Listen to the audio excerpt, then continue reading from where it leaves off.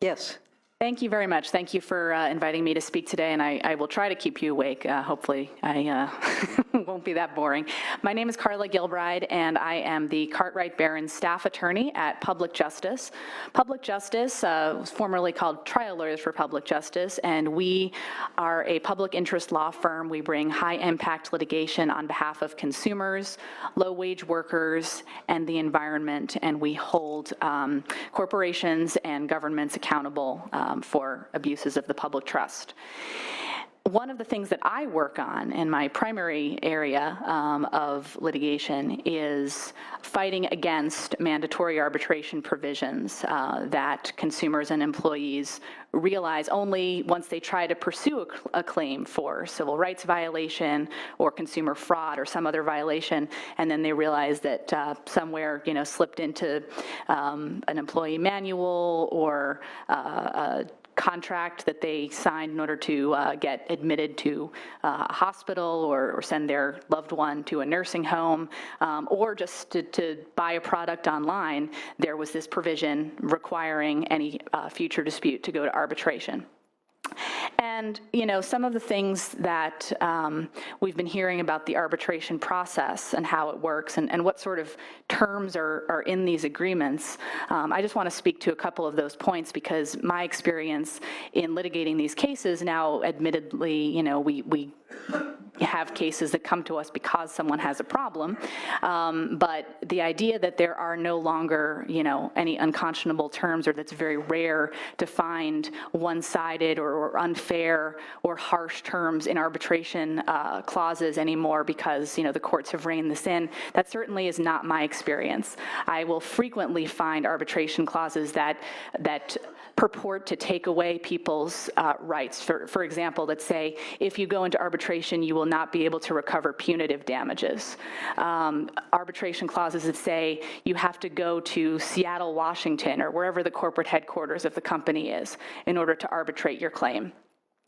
Are unconscionable provisions with respect to fees that say, well, we'll split the fees 50-50, which when you have a consumer going up against a large multi-million-dollar corporation does not seem like a fair, equitable division of costs when arbitrators can be charging, hundreds, sometimes over $1,000 an hour for their time.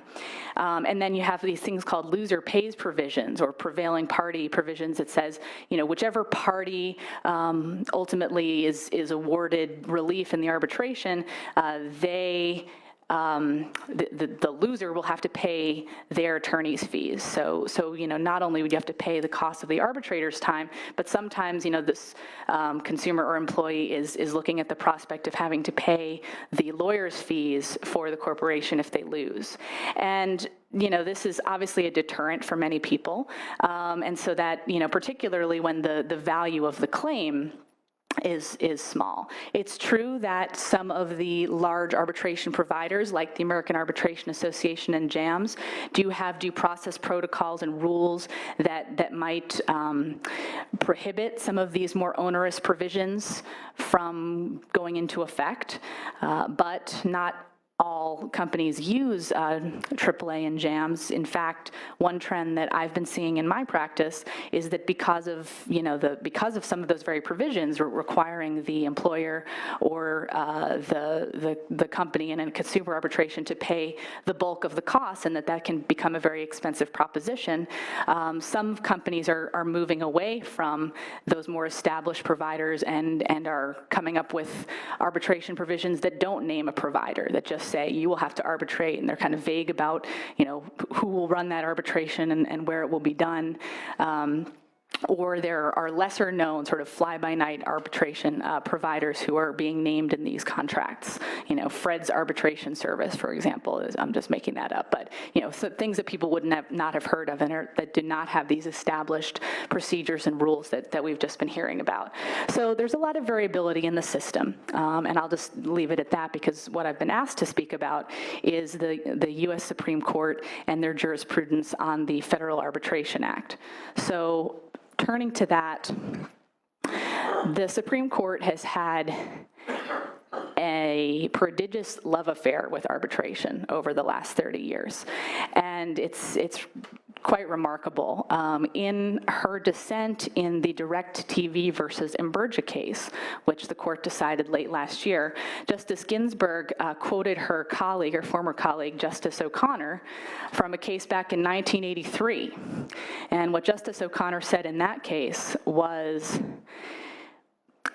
"We have abandoned any pretense of ascertaining the legislative intent of the drafters of the Federal Arbitration Act, and instead have built an edifice, one case at a time, completely of our own creation." And that was, 33 years ago. In the intervening years, that edifice has only grown taller, and the barriers to consumers trying to find a way around these forced arbitration clauses have become narrower and more sort of twisty. You have the Gilmer case in the early 1990s saying that federal statutory civil rights claims like the Age Discrimination and Employment Act can be forced into arbitration in these take-it-or-leave-it contracts. Then you have the Concepcion case in 2011, second-guessing the California court's unconscionability rules and saying that, well, this is a general rule, not singling out arbitration, but because it would tend to interfere with arbitration, because arbitration is supposed to be faster and more efficient, and having class actions and arbitration would get in the way of that. We're going to decide that the rule against class action bans is preempted by the Federal Arbitration Act. And then in the Imburgia case, which I just mentioned, the Supreme Court took it even a step further, and as Justice Ginsburg referred to it, said, now the majority is finding preemption for a state court's interpretation of state contract law about what a term in a particular arbitration agreement means. So there's been a lot of sort of activism and aggressive interpretation of this particular statute. But there are some causes for hope, and there are some things that the states can still do. One area of positive news in the last couple of years has been with, and particularly in California, has been with respect to the Private Attorney General Act, or PAGA. So, don't need to tell you all on this panel what PAGA is, but for anyone else listening, just to kind of give a little background, this is a provision under the California Labor Code which allows an aggrieved employee to bring a representative action. So it's a sort of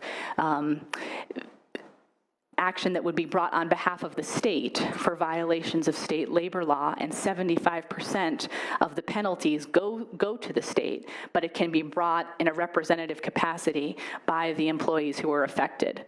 And that's a sort of a key TAM-like provision where private citizens are stepping in to assist state regulators by acting in a private attorney general capacity on wrongdoing that affects the state as well as private individuals.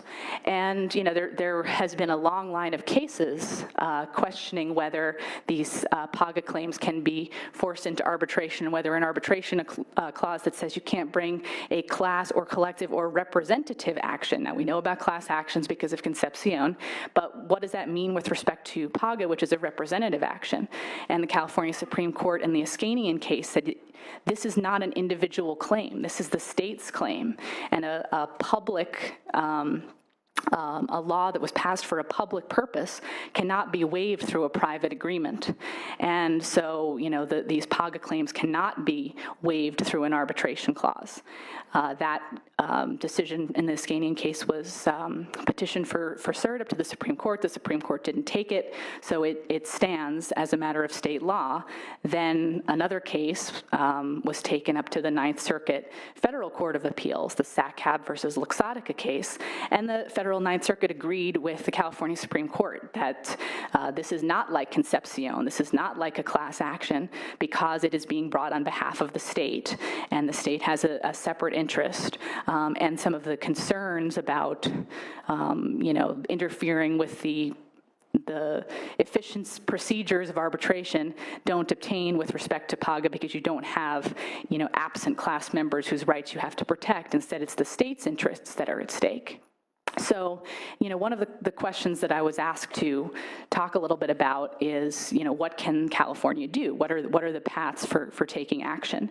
And I would suggest that because of the positive case law surrounding PAGA, this would be an area where either, expanding the existing law, although because of its location in the labor code, that might not be the best approach, but maybe some additional provision that follows the same representational violations on behalf of the state, where the state attorney general or some other agency would play a role and would have oversight and perhaps, also receive penalties in the same way that that occurs under PAGA, but expanding that into other areas, such as with respect to, consumer protection violations, or with respect to false claims occurring in medical institutions, nursing homes, recipients of state funding, where obviously the state has an interest in how those facilities are being run. And so that's an area that I would urge you to take a look at. Another area where I think the state, where California can act, is with respect to its role in the marketplace as a contracting party. So not as a lawmaker or regulator, but as an economic actor and a participant in the labor market, in the market for goods and services, in the market for healthcare and other services for which the state pays for its residents. Obviously, a state of California's size has a huge impact on the economy, and there is precedent, both court precedent and federal precedent, for taking action to combat forced arbitration through that market participant lens. For example, President Obama in 2014 passed the Safe Workplaces Executive Order, which stated that the federal government would require any contractor with whom it did business to prohibit, to no longer force claims into arbitration of its employees regarding civil rights, sexual assault, and sexual harassment. So, basically, we will not do business as the federal government with any company that imposes arbitration on its employees for those particular types of claims. And it's not just with respect to its federal contractor employees. So if you're looking at, Northrop Grumman or somebody who has private employees who have nothing to do with federal contracts, this executive order includes them as well. And this is a model that I would suggest, you can also look at in California. There is federal case law holding that when states or municipalities act in a proprietary rather than in a governmental role, they can take actions that they would not normally be able to take. For example, in the Massachusetts construction, I can't remember the name of the case, but a Supreme Court case involving the city of Boston and their construction regulations. They had a regulation stating that over half of the workforce on their construction projects had to be Boston residents.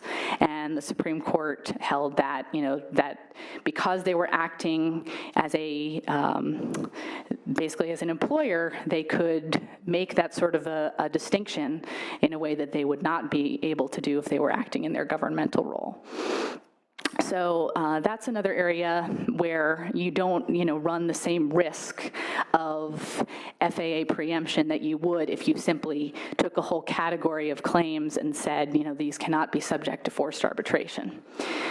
But there are areas where you can do exactly that, where you can take an entire category of claims and say these may not, you may not have a forced arbitration provision in this area. And the reason you can do that, for example, with respect to contracts regarding insurance, is because of another federal statute. So you have the Federal Arbitration Act, which is the one that keeps coming up in all of these preemption opinions, but there is also the McCarran-Ferguson Act, which is another federal statute of long existence on the books, and it says that Congress shall make no law interfering or superseding with the state's ability to regulate insurance, the market for insurance in their state, unless the congressional law that does that is specifically dealing with insurance.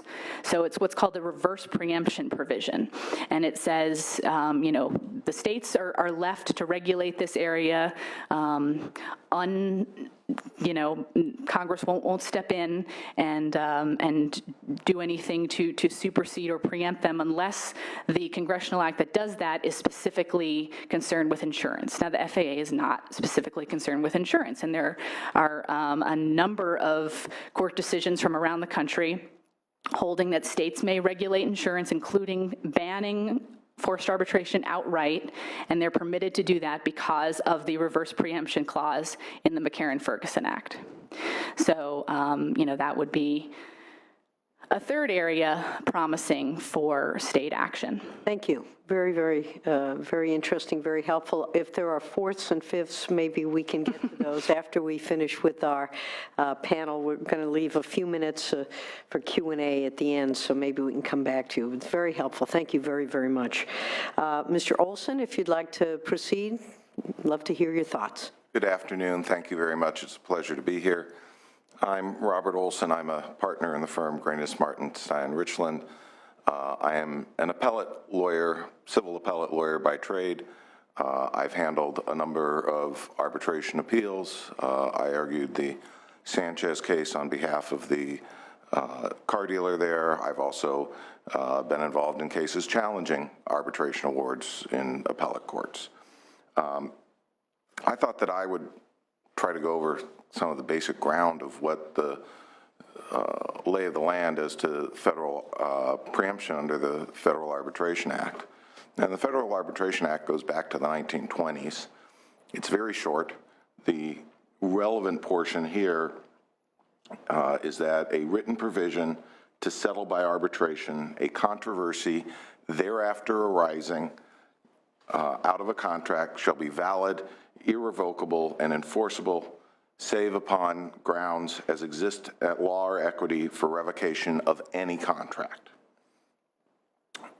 The Act applies to any transaction that involves or affects interstate commerce. The United States Supreme Court has, in a number of areas, interpreted that area very broadly. It can be a wholly intrastate transaction so long as it has some effect on interstate commerce. This is how many of the anti-discrimination in lodging and accommodation laws have been enacted under. It's a broad provision. The Act by its terms applies to both post-dispute and pre-dispute arbitration provisions. A controversy thereafter arising. So a clause that anticipates that there may be a future dispute is subject to the national preemption. And several decades ago, the U.S. Supreme Court said the Act declares a national policy favoring arbitration, just as there are national policies against discrimination in housing or other matters. The critical phrase for the preemption purpose is that such a clause cannot be, such a provision cannot be not enforced, refused to be enforced, except on such grounds as exist for revocation of any contract. Now, what does that mean? Well, the Supreme Court really says there are two aspects to this. First, it is a non-discrimination clause. A state, and when I say a state, I mean both the judiciary or a legislature, cannot have special rules for arbitration agreements. And that applies as much to contract formation rules as it applies to anything else. One can't make it harder to enter into the arbitration aspect of an agreement than it is to enter into any other aspect of an agreement. That's one of the problems I have with the proposal of an opt-out. That's a special provision for entering into a contract that applies only to an arbitration agreement unless you make every term of the contract subject to an opt-out provision. I think the lead case there is a case called Doctors Associates. It's from 1996. It's a prime example. There, the Montana legislature enacted a statute that said, if you're going to have an arbitration provision in a contract, it has to be on the first page and underlined. The U.S. Supreme Court said that was preempted by the Federal Arbitration Act. That was an 8-to-1 decision authored by Justice Ginsburg. The only dissenter was Justice Thomas, who believed the Federal Arbitration Act doesn't apply in state courts. That's kind of his sole idiosyncratic position. That's a basic fundamental premise, that arbitration provisions have to be treated equally with everything else. Another more recent example was a case called Marmot Health, that's 2014, where the West Virginia court said it was unconscionable to have an arbitration provision in a nursing home contracts, and the U.S. Supreme Court said, no, you can't carve out certain categories of contracts. I think they would apply to contracting parties as well. You can't carve out, one can't carve out areas where one might say no arbitration. And the Supreme Court made clear in the Concepcion case that these rules apply as much to standardized form contracts as they apply to anything else. And there's a reason there are standardized form contracts. Frankly, they make everyone's life easier. If you show up at the airport and you have to negotiate the contract to rent your car every time, you're never getting out of the airport. And for entities that enter into a lot of contracts, it's important that there are standardized provisions. It's important in employment relationships that you don't have 1,000 sets of rules that an HR department has to go over every time.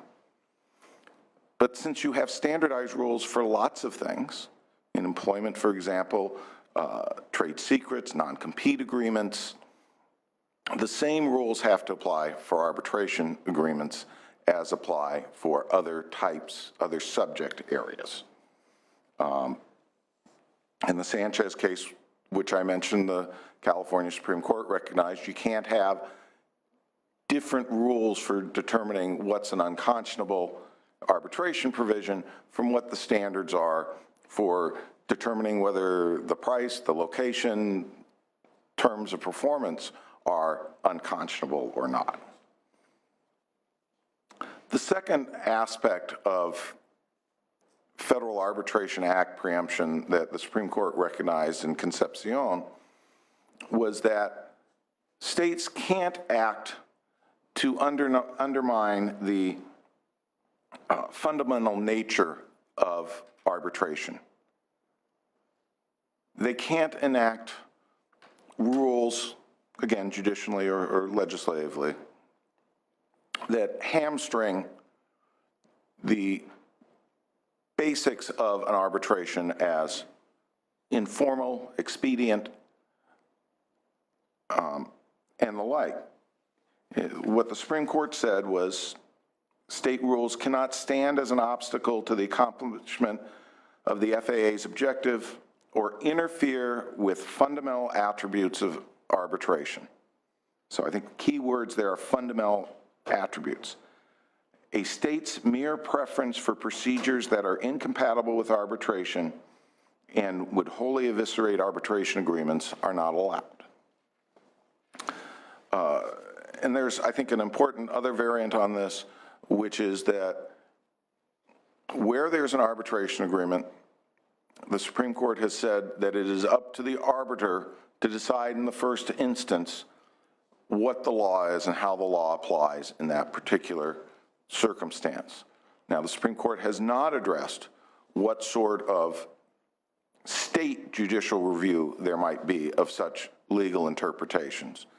The California Supreme Court has said that parties by contract can contract to have judicial review of legal questions decided by an arbitrator.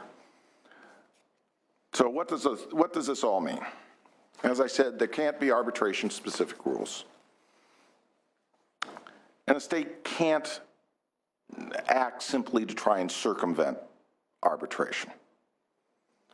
And I think the more that shows it as a legislative intent, the more the courts are going to be wary of such determinations.